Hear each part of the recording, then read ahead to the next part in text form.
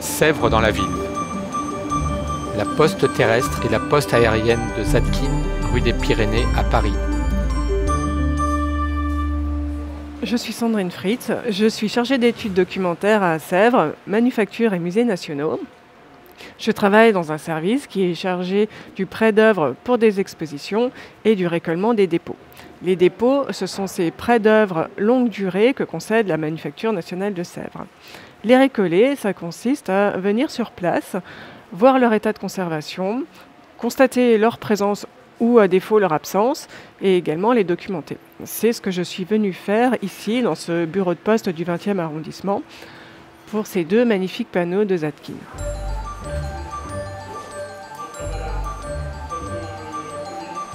Ces deux panneaux immenses sont face à nous. Tout de suite, on est frappé par la douceur des couleurs, leur brillance, leur éclat. Ils sont en léger relief. Le panneau de gauche représente la poste terrestre. Un homme est assis devant un bureau, il trie du courrier et le pèse avec la balance qui est devant lui.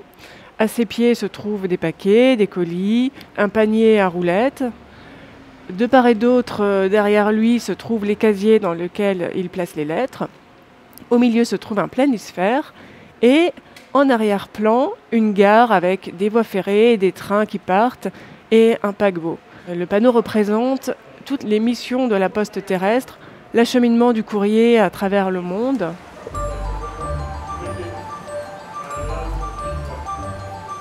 Le panneau de droite représente une femme assise à une table. Elle prend des notes de la main gauche et de la main droite envoie un message avec un manipulateur morse.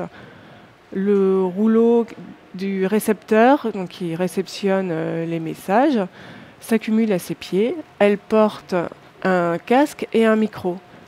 Elle est vêtue d'une robe blanche, plissée, elle a les cheveux lâchés, son visage est dessiné simplement au trait, de profil. Elle est un peu comme une sorte d'allégorie, elle est toutes ces femmes qui travaillent à la poste. Derrière elle, au-dessus, vole le dieu Hermès avec son caducée qui survole un centre de transmission avec ses antennes. Il est suivi par les avions de la poste.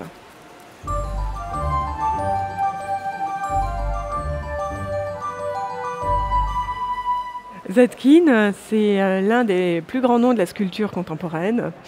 Il s'appelle Osip Zadkine, de son nom complet. Il est d'origine russe, venu à Paris en 1909 pour étudier à l'École des Beaux-Arts de Paris. Il a rejoint les ateliers d'artistes de la Ruche et a fait partie de ce que l'on surnomme, de ce que l'on appelle l'École de Paris, c'est-à-dire cette communauté d'artistes étrangers venus en France pour participer au bouillonnement de la vie culturelle. Donc, parmi eux, Chagall, Modigliani, les grands noms de l'avant-garde. Zadkine a été naturalisé en 1920. Il a connu la notoriété assez rapidement de son vivant parce qu'il est l'un des premiers sculpteurs à avoir réhabilité la technique de la taille directe, comme l'a fait Brancusi. Il a bénéficié dès les années 20 d'expositions personnelles, a été invité à exposer un peu partout en Europe. Dans les années 20, il a eu plutôt sa période cubiste et dans les années 30, il s'est intéressé au primitivisme et à la redécouverte de l'antique, notamment après un voyage en Grèce en 1931. Donc lorsque la Manufacture de Sèvres fait appel à lui en 1937, c'est déjà vraiment un artiste reconnu. Et ensuite, lorsque l'architecte du ministère des PTT décide de lui commander de grands panneaux, c'est véritablement l'un des plus grands sculpteurs de son époque, avec une réalisation par la Manufacture nationale de Sèvres. Pour comprendre la réalisation de ces panneaux, dont les reliefs sont particulièrement saillants, très dessinés et très sculptés, allons dans les ateliers de la Manufacture de Sèvres. Je suis Camille Coche, responsable de l'atelier du moulage-reparage. C'est un atelier qui fabrique des éléments en pâte plastique, en grès cérame notamment. C'est un grès qui supporte les intempéries et qui fonctionne en extérieur. Lorsque l'on fait un moulage, on utilise une ronde de moule, c'est-à-dire un ensemble de moules en plâtre, et une pâte plastique, ici le grès. On va venir appliquer notre grès cérame à l'intérieur de notre moule, à la main. On va rassembler 2 morceaux ensemble, qui va donner la forme qui sera une forme approximative.